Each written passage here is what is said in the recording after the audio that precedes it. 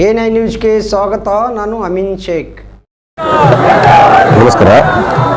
ನಾನು ರಾಜ್ಯದ ಕಾರ್ಯಾಧ್ಯಕ್ಷನಾಗಿ ಕಾರ್ಯಪಡೆಯುವ ಇರ್ಫಾನ್ ಬೇಗಿ ಮಾತನಾಡೋದು.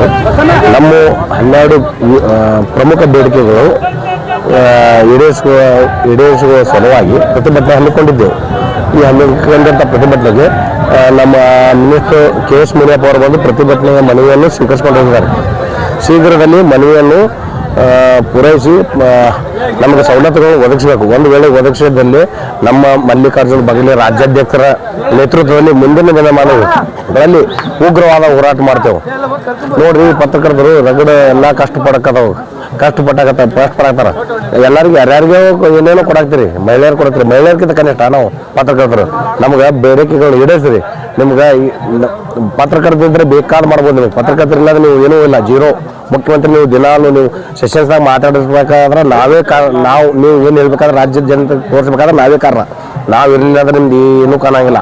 ನೀವು ಅಲ್ಲೇ ವಿಧಾನಸೌಧ ಒಳಗೆ ಇರಬೇಕಾಗತ್ತಿ, ನೀವು ಅಲ್ಲೇ ಇದು ಮಾಡಬೇಕಾಗತ್ತಿ. ನಿಮ್ದೆಲ್ಲ ತೋರಿಸ್ಬೇಕಾದ್ರೆ ಮಾಧ್ಯಮದವ್ರ ಕಾರಣ. ಹೀಗಾಗಿ ನಮ್ಮ ಬೇಡಿಕೆಗಳನ್ನು ಶೀಘ್ರದಲ್ಲಿ ಈಡೇರಿಸಬೇಕೆಂದು ನಾನು ರಾಜ್ಯದ ಕಾರ್ಯಾಧ್ಯಕ್ಷನಾಗಿ ಇರ್ಫಾನ್ ಬೇಗಿ ಮಾತನಾಡ್ತೇನೆ.